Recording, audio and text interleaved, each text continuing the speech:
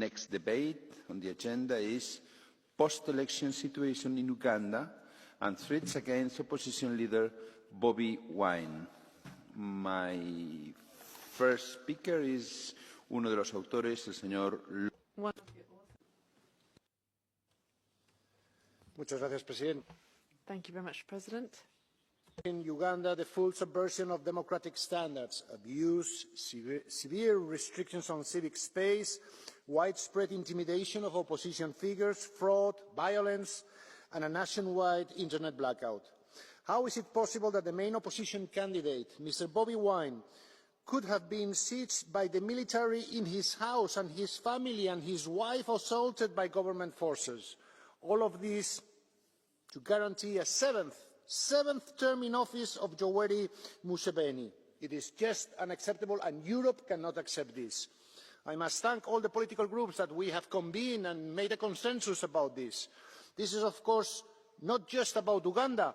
It's about supporting the hundreds of millions of Africans who seek freedom, who seek the right for their voices to be heard, who seek their fight for progress and dignity, but are not allowed to do so through violence and oppression. For decades, this European Union has been engaging with our African partners to try to support free and fair elections. I have myself participated in electoral observations on the continent, and I'm very much aware of the challenges. But we need to do more. We have the means to do more, because today it is Bobi Wine in Uganda. Last year it was Tundu Lissu in Tanzania. And next year it might be Alberto Costa Jr. in Angola. Opposition leaders are being persecuted, elections are being stolen, and we cannot allow, as Europeans, continually to close our eyes, and especially our governments who are making economical dealings with the government of Uganda. Commissioner, the Council has to hear high voice and the opinion of this Parliament about these very tragic circumstances that are happening in Uganda. Thank you very much. Señor López Istúriz, my second speaker is another author, Mr. Hayde. Thank you, Chair. Dear Commissioner, ahead of the elections, Bobi Wine was cheered by tens of thousands of Ugandan voters wherever he appeared in the country. Now, after the elections, he is under siege, and tens of thousands of citizens took the streets, this time in protest. The post-election situation in Uganda shows a systematic assault on fundamental rights.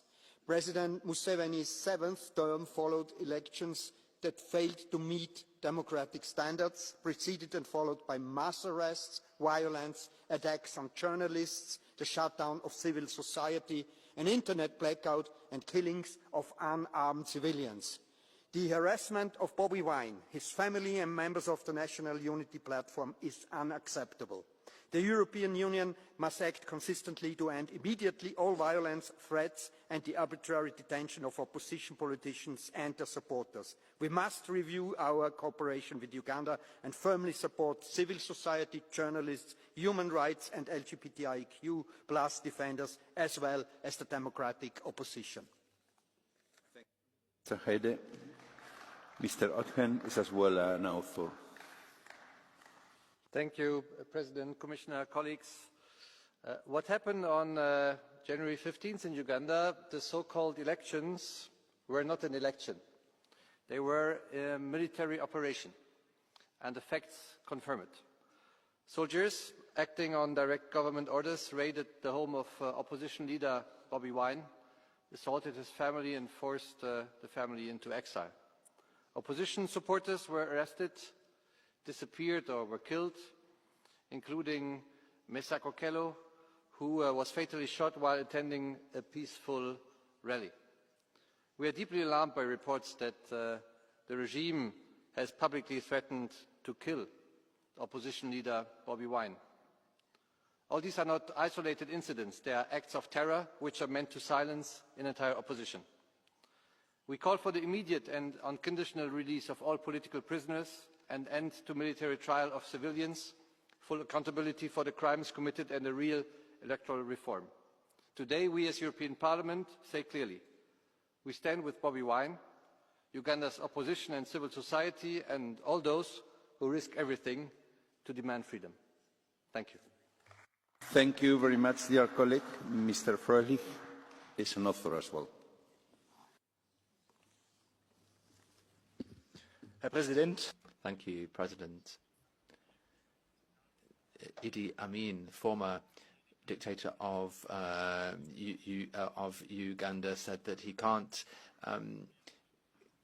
guarantee free speech.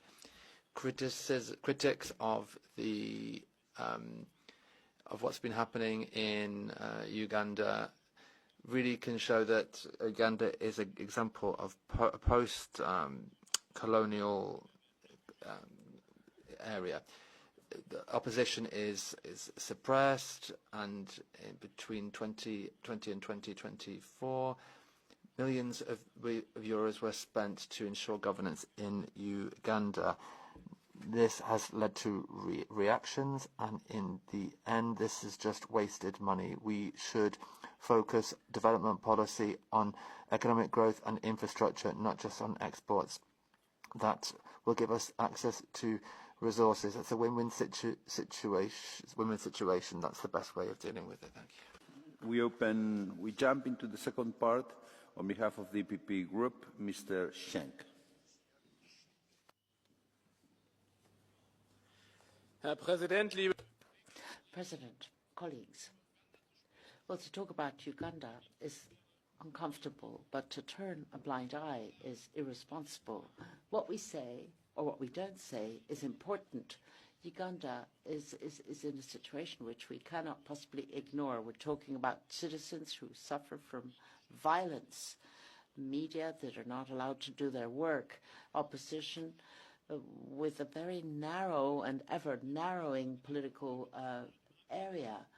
So the elections have been characterized by imprisonment and also the removal of the internet, and Bobi Wine, who's had to go into hiding.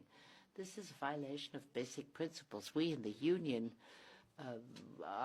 want to have partnerships based on human dignity, on freedom, and on the rule of law. Our message, therefore, is absolutely indispensable. We stand on the side of the people of Uganda, not on the side of political repression. Power without legitimacy is fragile. Stability with no freedom is fragile too. So we need to make sure that we protect human rights. Thank you. Mr. Bullman, you have the floor on behalf of the Socialists and Democrats Group. Herr Präsident, Frau President, Commissioner, please allow me to read a social media post, to quote it. 22 NUP terrorists since last week. NUP steht für National Unity. NUP is the National Unity Platform. That's the opposition party. I continue to quote. The 23rd is Kabobi. Kabobi steht für Bobi Wine. Kabobi is Bobi Wine, the leader of the opposition and the candidate for the presidency. That quote is from the son of the president. He's also head of the Ugandan army. The post has now been removed, apparently because they fear an international reaction. I'm in favour of offering money to strengthen democracy. I'm in favour of protecting human rights through our cooperation. But this is completely unfair, what is happening, and I'm waiting for action from the Commission and the Council. The European Parliament is not going to let this go.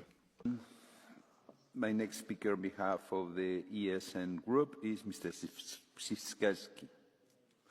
Dziękuję bardzo, panie. Thank you, Chair, ladies and gentlemen. 40 years is a long time, and 40 years ago the world was completely different. Diego Maradona was the best football player. Margaret Thatcher was the ruling person in the UK. Uganda has had the same president all the time, so no surprise people want changes. But for the 40 years, the president of Uganda did not change either. he rules with the same methods all the time. And this shows the divergence between what we're talking here, where we condemn the behavior of authorities, and that we make business with Uganda. So here there is this discrepancy, because on the one hand we talk about it and indeed we invest there, and we have a policy which should be realpolitik, that is, we focused on business and raw materials. The violence obviously has a very dark side to it, and we should condemn what's happening there. On the other hand, foreign policy should be about caring about our own interest. Thank you. Much, dear colleague. I have 3 requests for the catch the eye. First one is Mr. Stier.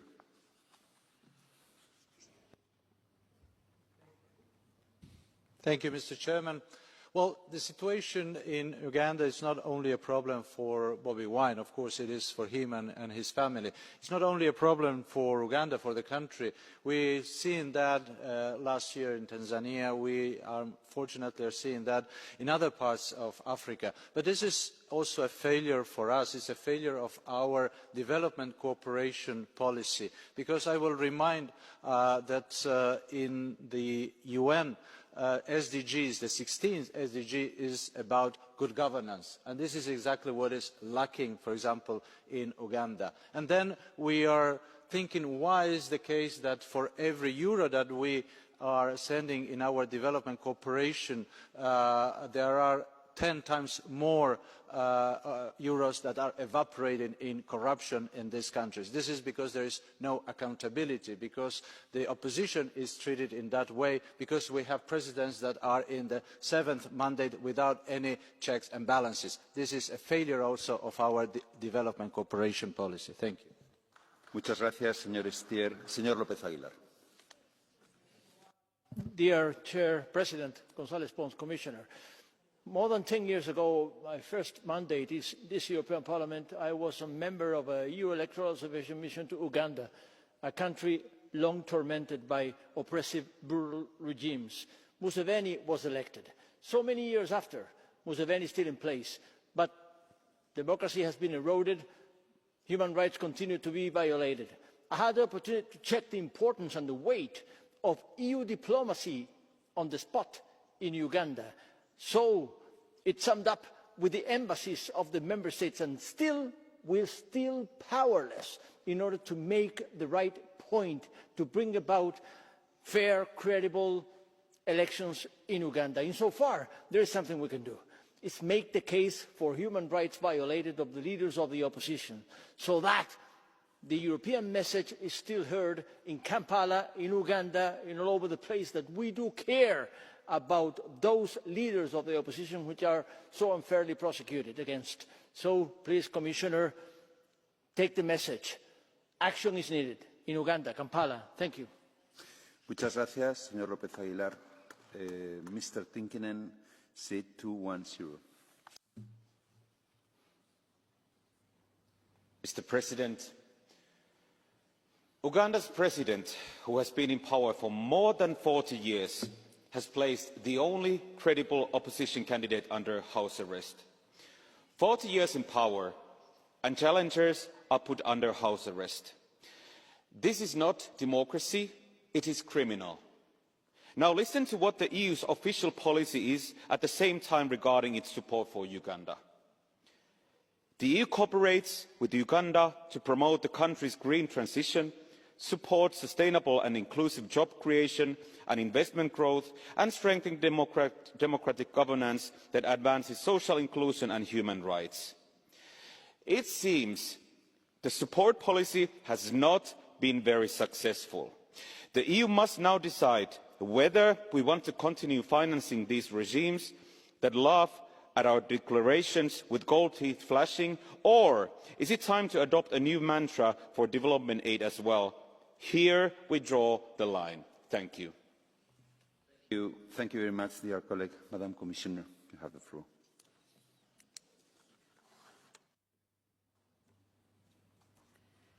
Honourable members, the European Union, through its delegation in Kampala and locally represented European Union member states, have been following closely the run-up to and the elections on January 15, 2026. These engagements included meetings with all political parties, including with the National Unity Platform, as well as with electoral bodies and with government and the leadership of the Ugandan People's Defence Forces. An EU-funded project focused on electoral violence prevention called Let's Talk Peace was launched ahead of the campaign, which was welcomed by stakeholders across political lines. A diplomatic watch by the EU delegation was carried out on election day, and the spokesperson of the European External Action Service issued a statement after the announcement of the results. As mentioned in the statement, we share the findings of the preliminary statement of the African Union COMESA IGAD joint observation mission as regards the involvement of the military in the electoral process, which is contrary to the Ugandan 1995 constitution. Furthermore, the internet shutdown implemented 2 days before the elections clearly limited access to information and freedom of association. We are also very concerned with the arbitrary arrests and suspension of numerous civil society organisations ahead of the elections. We call for investigations and accountability following the reports of death, violence and detentions of opposition politicians and human rights defenders, as well as for clarification of the current situation of Bobi Wine in particular. We call on all political actors to exercise restraint, to refrain from violence or incitement. The EU, despite the current challenges, will continue engagement with Uganda on a broad-based agenda based on shared interest and mutual respect, including on trade, critical raw materials. Our cooperation and humanitarian programmes promote a Team Europe approach, exploring opportunities for transformative projects, including under the Global Gateway. At the same time, the EU, through an open dialogue with Ugandan authorities, will continue to advocate for the respect of human rights and democratic principles and to follow up on anti-discrimination measures. The EU will continue to stand by civil society organisations and support them in line with their needs and our values and principles. Thank you very much, Madam Commissioner. The debate is now closed. I have received 5 motions for resolution. They will be held tomorrow. The vote will be held tomorrow. Sorry. Next debate on the agenda is